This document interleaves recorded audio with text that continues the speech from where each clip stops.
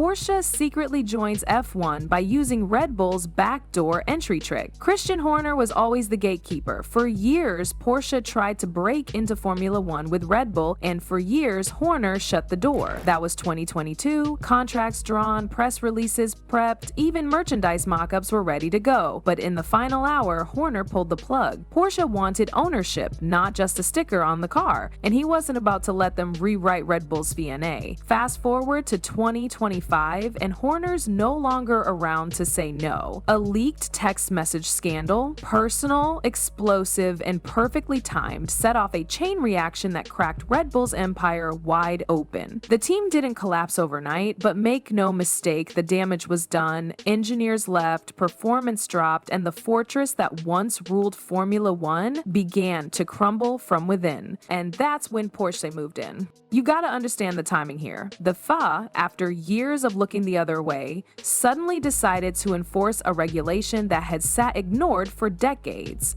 No single entity can control two Formula One teams. Red Bull, with its tightly connected sister team Racing Bulls, was suddenly in violation. And with Horner gone, there was no one left to run interference. So now Red Bull has two options. One, completely separate the two operations, facilities, staff, car design, the whole thing. Or two, sell Racing Bulls. Enter Porsche. For Porsche, this is more than just a business deal. This is revenge served cold. Back in 2022, they were humiliated, shut out after planning a 50% stake in Red Bull technology. But now, they can buy Racing Bulls outright, slap their name on the team, and walk into Formula One without having to beg for a seat at the table. And let's be honest, Porsche doesn't just show up to participate. This is a brand with 30,000 race wins, 19 Le Mans victories, and the kind of engineering muscle that makes people nervous. Their hybrid tech from the 919 Evo was so advanced it broke track records that had stood for decades. They don't build race cars, they build weapons. If they get Racing Bulls, they'll likely overhaul everything. New leadership, new tech, maybe even a new factory. Faenza, the current HQ, has history. It used to be Minardi's base, but Porsche isn't here for nostalgia. They're here to win. That means state-of-the-art upgrades, a possible engineering center in Germany, and a fresh identity that separates them from Red Bull for good. But there's a catch actually. A few. Porsche is part of Volkswagen Group, and so is Audi. And Audi already owns Sauber and is prepping its own entry for 2026. The FIA has made it crystal clear, if Porsche wants in, they need to prove complete independence from Audi, no shared parts, no shared facilities, no whispered meetings behind closed doors.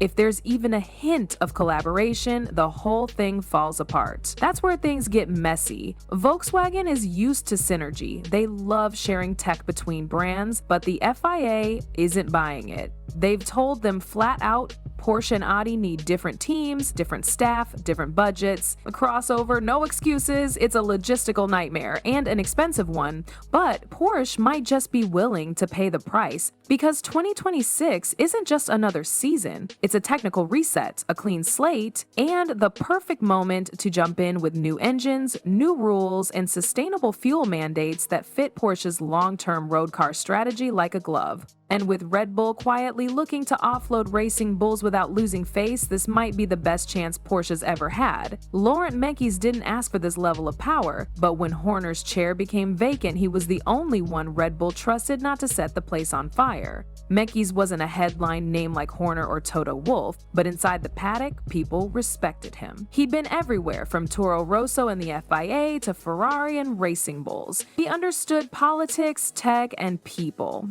And more importantly, he didn't come with a circus. He was the safe pair of hands Red Bull needed. Cool, quiet, tactical. But while Mekies was settling into his new role at Red Bull Racing, the team he left behind, Racing Bulls, was facing a serious identity crisis. They'd already been accused of being a glorified R&D lab for the main squad. For years, other teams had grumbled about the cozy setup between Milton Keynes and Faenza. Engineers shuffled between both garages, components looked suspiciously similar, and every time Racing Bulls tested something wild, Red Bull magically improved 3 races later. That wasn't just smart, it was legal edge dancing, and the FIA had finally had enough. Their message? Either break the umbilical cord or break the rules, which meant Red Bull now had a strategic choice to make. Treat Racing Bulls like a true independent or let them go entirely. And with Mickey's focused on damage control at the top team, Racing Bulls became the sacrificial pawn.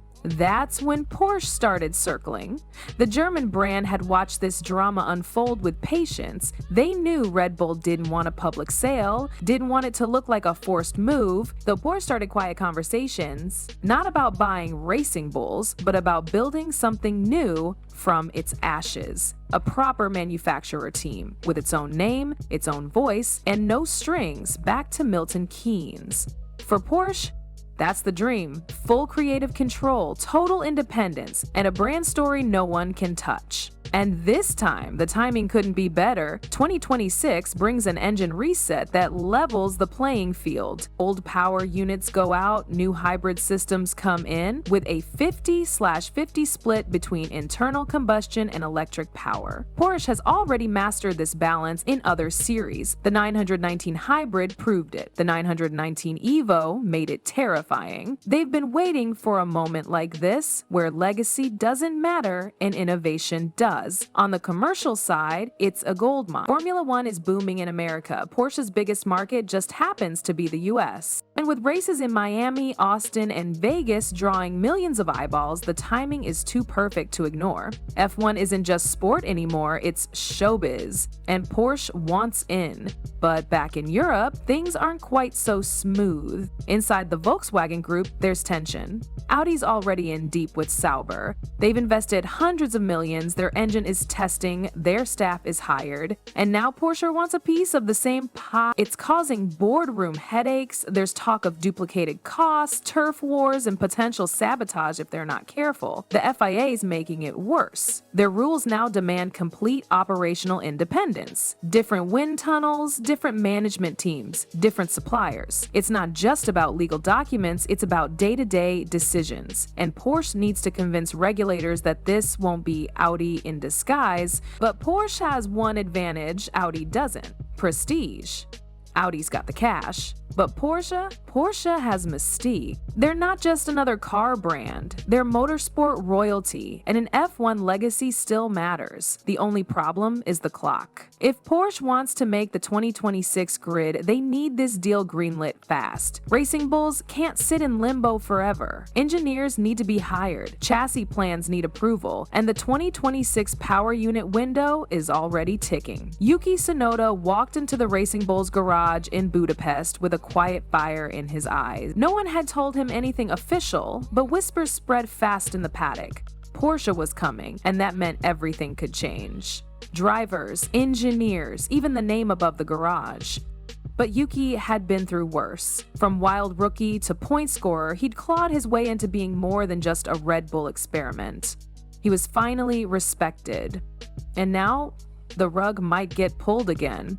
His teammate Liam Lawson, younger and still fighting for consistency, was feeling the pressure too. Porsche doesn't do babysitting. They want results, experience, and a name that sells. And while Lawson's debut season showed promise, a manufacturer entry could easily sweep him aside. Big brands love big headlines, especially when they're trying to make a statement. And if Porsche's going all in, they'll want a flagship driver. Someone with global pull. Someone who fits the Porsche vibe. Carlos Sainz is the obvious name. His Audi deal runs out just in time. But there's also that lingering fantasy everyone keeps whispering: Sebastian Vettel. Vettel returning to leave Porsche into F1? It sounds like a movie plot, but when you factor in his legacy, his German roots, his long-standing ties to Porsche, and his recent environmental advocacy aligning with sustainable fuels, it's not that crazy. And Vettel's been watching. Quietly, closely. Back at the factory in Faenza, the mood is mixed. For some, it's excitement, new money, new ambition, new tech. Porsche will invest like few others, upgrading every corner of the facility, maybe even building new offices in Germany. For others, it's uncertainty. The Red Bull bubble was predictable, Porsche is a different beast, and the FEA is watching it all like hawks. They've made it painfully clear Audi and Porsche must run separately.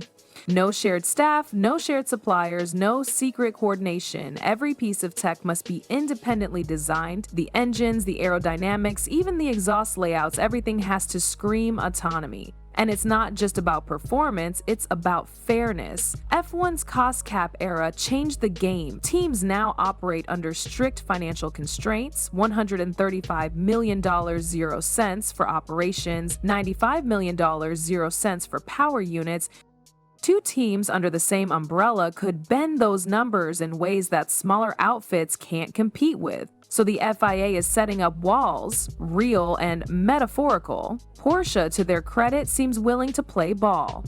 They're not trying to be the new Racing Bulls, they're trying to be Porsche F1, a new team, a new identity. And if that means tearing the place apart and rebuilding it from the ground up, so be it. But Red Bull isn't giving it away for free. The team slot alone is worth gold. Thanks to Liberty Media's anti-dilution fee, new F1 entries have to pay $200 million, 0 cents just to exist. That makes existing teams like Racing Bulls valuable by default. Instant entry, no fees, no red tape. Analysts estimate the deal could cost Porsche nearly $800 million, 0 cents, once you factor in facility upgrades, staffing, and R&D. And yet they're ready to pay it.